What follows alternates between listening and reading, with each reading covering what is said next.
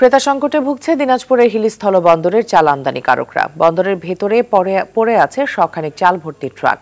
ফলে দাম কমিয়েও ক্রেতা না পাওয়ায় বিপাকে পড়েছেন ব্যবসায়ীরা। দিনাজপুরের হিলি থেকে আব্দুল আজিজের পাঠানো প্রতিবেদন জানাচ্ছেন রেজওয়ান শরীফ।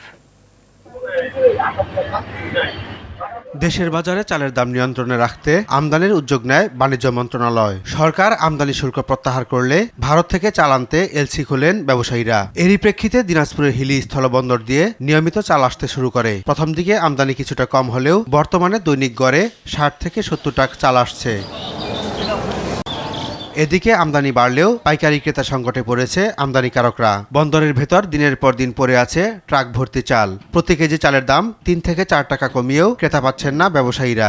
ব্যবসায়িকদের সঙ্গে কথা বলে জানতে পেরেছি তাদের মাল বিক্রি হচ্ছে না, বিভিন্ন জায়গা থেকে পাইকার আসছে না, ব্যবসায়িকরা নতুন করে আমদানি করতে পারছে না কারণ আইপিও পাচ্ছে না, আর তাদের মালই বিক্রি হচ্ছে না। 2024 সালে নভেম্বর মাস থেকে চাল ঢোকা শুরু হয়। এই চালের বাজার প্রথম যখন চাল ঢোকে, চালের বাজার এখন একটু কমেছে বাংলাদেশে চালের আমদানি হওয়ার ফলে। চাহিদা কমে যাওয়ায় এবং বিভিন্ন পথে চাল আসায় এই বন্দরে ক্রেতাদের উপস্থিতি কম বলে জানান পাইকাররা। দেশে চালের দাম কম থাকা বিধায় মোকামে চাল নিচ্ছে না, বাইরে জাহাজে মাল আসতেছে, এজন্য মালের দাম কম। চাল আমদানির একটা বড় অংশ এই বন্দর দিয়েই আনা হয় বলে জানান এই রাজস্ব কর্মকর্তা। স্থল শুল্ক স্টেশন দিয়ে প্রতিনিয়ত নিত্য পণ্য দ্রব্য সামগ্রী আমদানি হয়ে থাকে।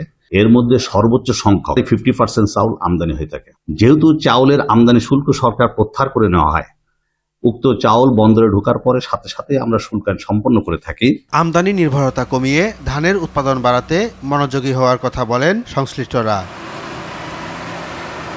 রেজওয়ান শরীফ, RTV।